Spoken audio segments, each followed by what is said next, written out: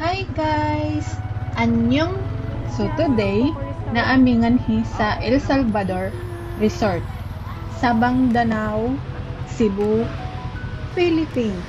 So before pa, every time nga mag-driving ni padulong North Cebu, curious sad mi kung unsay naa sa sulod. And now, here na us! And we finally decided to stop and just have a meal.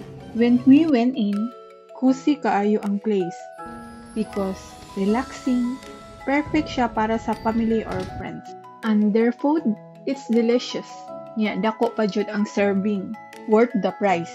We usually order pork sisig, chop suey, pasta, and of course, mango shake. Then now, we're going to eat.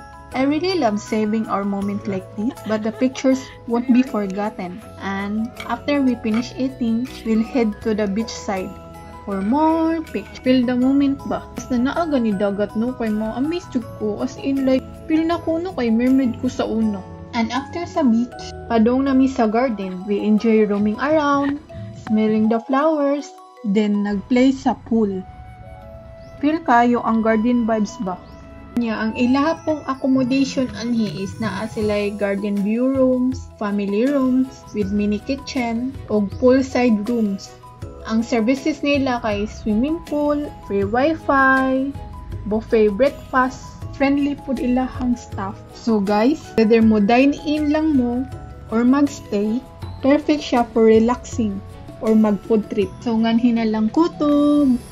Thank you for watching. Bye!